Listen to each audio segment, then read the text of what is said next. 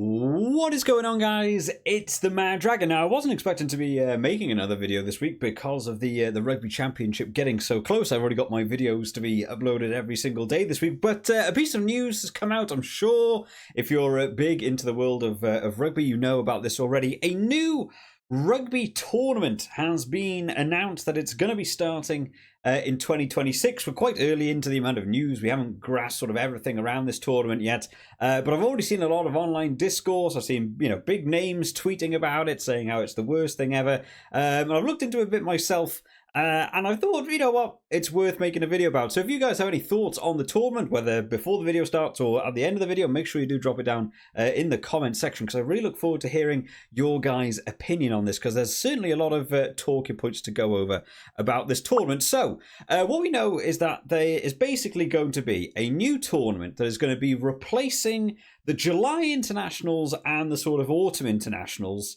It's going to be co-owned by the Six Nations and SANZAR, or co-owned or operated by them, and it's going to include the Six Nations teams we've got on screen here for you guys: Ireland, France, Scotland, England, Wales and Italy, and then obviously all of the Rugby Championship teams, because SANZAR also have it as well. So the All Black Springboks, Argentina and the Wallabies will be in there as well. Now, they have also mentioned that there was going to be 2 other slots involved, and you would have to imagine they would be looking at like the top tier of tier 2 in order to fit into this. So for me, I imagine that's going to be Japan and Fiji. Maybe Georgia slip in there, but I've already been seeing articles about like how this will devastate Georgia because they're already sort of told they're not getting in. So I imagine Japan and Fiji are the 2 teams you're going to be looking at to be getting in this tournament as well. And there's so many weird decisions around this about why they've decided to go down this route to create this big tournament. Now, it has been coming for a while. I seem to remember maybe even a year ago, 18 months, that I believe there was a sort of like a different investor got involved with rugby, and they actually took a large percentage of the rights to rugby. And there was talks then about this sort of mini World Cup tournament that they were going to try and introduce with all these big teams playing each other, and it wasn't well received then, and we've sort of gone down the line and they've just sort of gone, here it is anyway. So I thought it'd be fun just to sort of run through, what are our thoughts on this as a general tournament that's going to be created. Now, as I said, this is going to be replacing the July and the November tours that we get to see every year.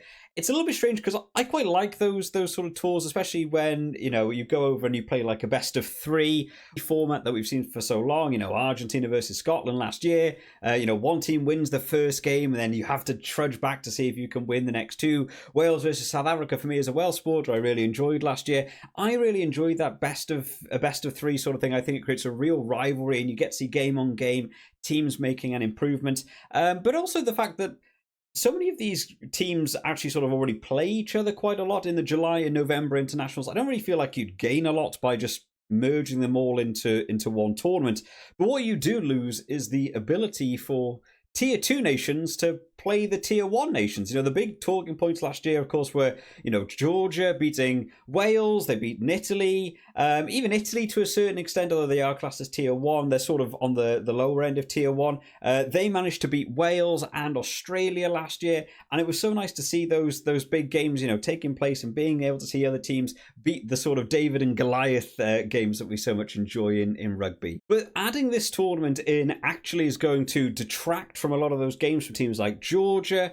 Chile are recently making a big improvement in steps. They're going to be having their number of chances of games to be taken away from them. A lot of those tier 2 sides aren't going to see these tier 1 sides basically until a World Cup.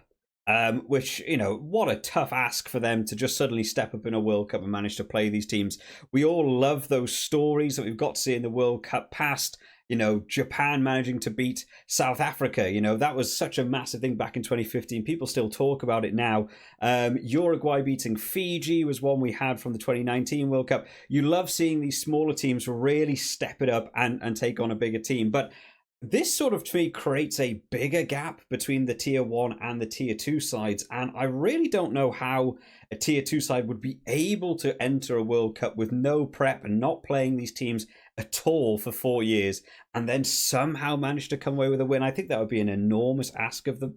So World Rugby has, alongside of this, also said they are going to create a Tier 2 competition, which is going to be a competition between all the Tier 2 sides. It's going to be a bit more regulated, because at the minute they just sort of play each other here and there, and they have to try and organise it all. But this would actually allow them to have a sort of more annual or biannual tournament that they can actually play in. They can play each other, and they can have a bit more of an organised thing. And I really think that's a really good idea. I think that part of this scheme is actually a positive. I would personally just like to see the Tier 2 tournaments on TV.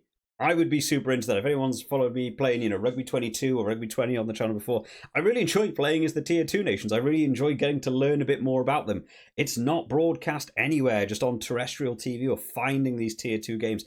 I would love just to have a Tier 2 tournament and just watch that and see how that goes. Now, the Tier 2 tournament is talking about that it might be implemented closer towards like 2030. And the other thing to go in alongside of this tournament is that there will be relegation spots from this tournament and the Tier 2 tournament, and allow other Tier 2 teams to get into this tournament and play. Now, the relegation thing was mentioned a couple of times in history for different rugby tournaments. The Six Nations is a bit of a crucial one, right? There's been so many talks about whether the Six Nations should have relegation and whether Italy should, they haven't won so many games over so many years. They should get relegated out. They should allow South Africa into the Six Nations. They should allow Georgia into the Six Nations, and they should allow a relegation spot. But with it becomes the same issues that you faced with the Six Nations relegation thing is, what happens if one year, if one of the really big, sort of headline Tier 1 nation sides just has a really bad year and a couple of the Tier 2 teams cause an upset?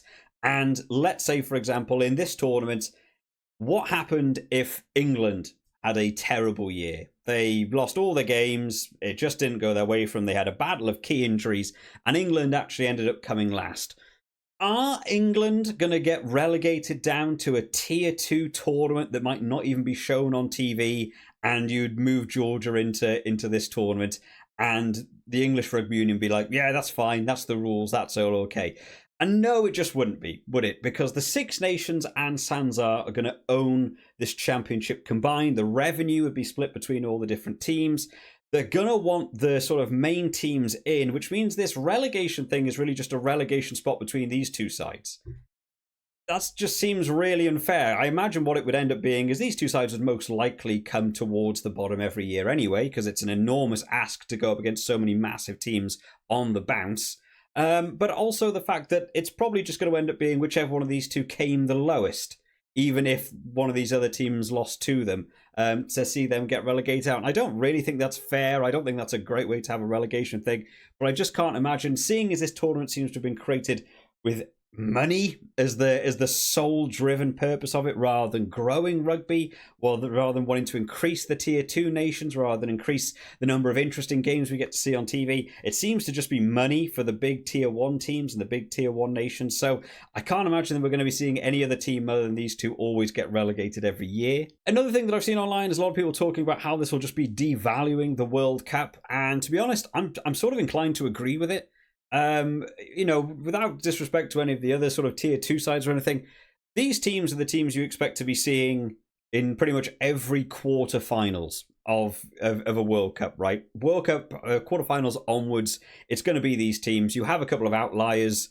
Like Japan had a superb one in 2019. They managed to get through. But normally it's going to be a mix-up of those sort of 10 teams in any sort of various order. You're expecting odds-on favourites. They're going to come top of their pools. They're going to progress. And these teams get to play that quarterfinals, semi-finals, finals anyway. So now just implementing this new tournament, and they're going to have their own, point system and their own finals and stuff. You're basically going to be seeing a mini World Cup every 2 years in between the actual World Cup and the British and Irish Lions tour. So it doesn't really, make it stand out as its own unique tournament, and the World Cup suddenly feels not, less impressive, but you just see sort of similar games you'd already see depending on where a team is in their development cycle. But I think further than that, I think it devalues the actual competitions these teams have come from.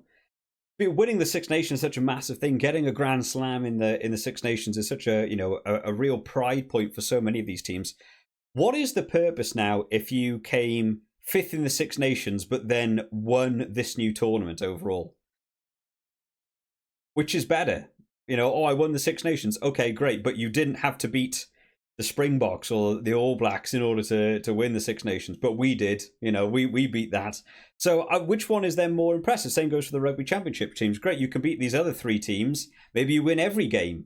But if one team holds back their team, avoids the injuries and stuff, and then you go into July and you beat every other team in this new tournament, why is the Rugby Championship impressive now? If you can not only beat these three teams, but also these six teams, is that not more impressive than the Rugby Championship? So what makes that of any value? I think it devalues all these tournaments actually trying to introduce this. I wouldn't be surprised if further down the line they ended just scrapping the original tournaments, because this would be the main tournament to be watching every year, and you'd actually add back in friendly games outside of this tournament. I'm also not sure in terms of the logistics, how they would plan to do this. You know, so many of these countries are so far away from each other.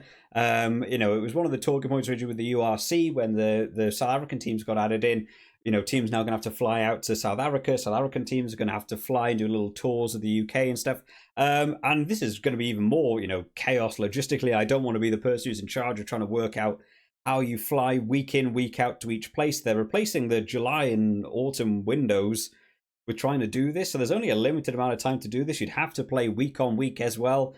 You know, that's not a lot of time for teams to train and get acclimatized to different countries to play in. Although it would allow, you know, nicer mix-up and seeing some teams play each other. Like last year we got to see France versus South Africa, and I couldn't think of the last time I actually remember watching France versus South Africa. So seeing certain team combinations play each other more often would be nice. I just don't think this tournament adds the reason to do it outside of, you know, money for the big tier nations.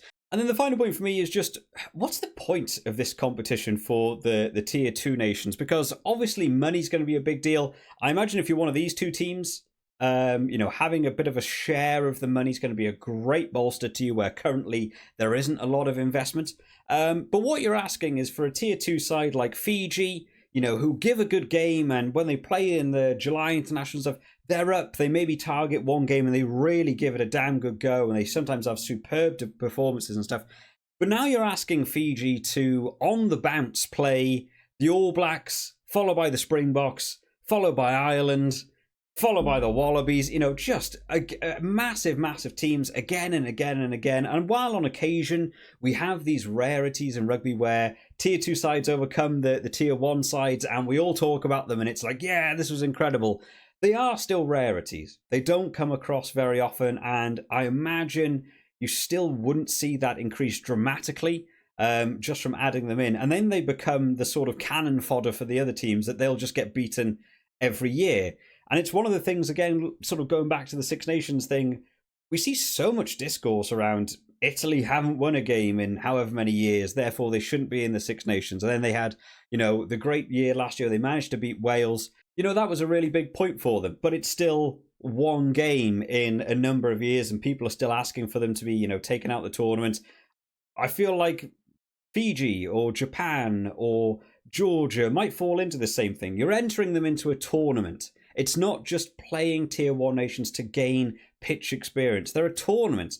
They will probably come bottom of the tournament every year, and they'll probably take big positives away from getting things like losing bonus points, or maybe getting, you know, 4 tries in a game to get a try bonus point. But ultimately, a lot of these teams would look at that as, this is just going to be a bonus point win for us. We're just looking to dominate it, sort of like we see in the pool stages for the World Cup. And I think that's a really big ask, to just want tier 2 teams to sign up for a bit more money to just enter a competition where for the majority of it, you'll probably lose most of your games across multiple years. And then when it gets round to 2030, they'll just get relegated out anyway, go to a tier 2 competition, and then you'll watch the team that moved up get beaten in most of the games as well. I think that's a really hard ask for them. I would much prefer just to see a more organised structure around allowing the tier 2 nations to play the tier 1 nations more often, but without it being a tournament, without the idea of coming last. You know, I just want to see them play them and be able to grow and get a bit more pitch time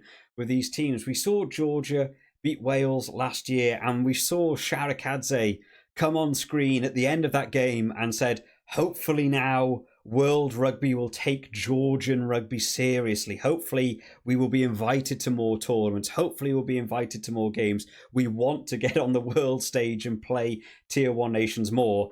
And adding this tournament in seems like it's actually going to lock them out more than what they have already. And it's going to be hidden behind a relegation window where they might be able to play 1 year, get beaten by most of the teams, and once they're relegated, they might not come back up and they might not see these teams again for another 4 years till the next World Cup. So a lot of discourse to go over around this one, guys. Make sure you do drop down in the comment section your thoughts on the tournament and how you'd maybe like to see this idea improve. Of course, it's still early days. I'm sure they'll try and shift it a little bit more, but I'm a little bit concerned about this just being added in and just being a bit of a money-making scheme for the Tier 1 nations and not really helping rugby, not really helping it grow, not really reaching new markets. Another thing that I haven't really spoken about is the idea that, you know, Six Nations is teaming up with Sanzar now. Recently on the channel, I tried to make my content a bit more interesting by using some video clips and stuff from the Super Rugby, and Sanzar gave me a copyright strike. So if they give me a copyright strike for trying to cover some of their actual games using some of the footage, think about what that means for other content creators. Someone like Squidge Rugby maybe wants to cover this. Will he be allowed to use any of the footage? Because Sanzar now own part of the footage even for the Six Nations teams. Maybe they'll clamp down more on it. If you wanted to have some montage videos or some highlight videos, will they clamp down more on it? Will that actually be a bit of a detriment to other sides outside of your standard television broadcaster content creators who you go to for your spare time and your hobby and you just enjoy watching them and talking about rugby and stuff? The actual production quality of videos can sometimes deteriorate when you're not allowed to use clips. You're not allowed to show things from the game or screenshots or stuff. I've heard from a number of people on the YouTube space that Sanzar specifically clamp down like no tomorrow on using any sort of game footage. So I'm not even sure what would happen about ownership of footage for this tournament and what that might mean for content creators in the online space who are also trying to promote the wonderful world of rugby. But there we have it, guys. That'll be the video for today. Sorry it's gone on a little bit too longer than I expected, but there's so much to talk about at this competition. I'm not really a fan of it on the face of it for now, but we will see how it progresses. I'll see you all next time, guys. Bye-bye.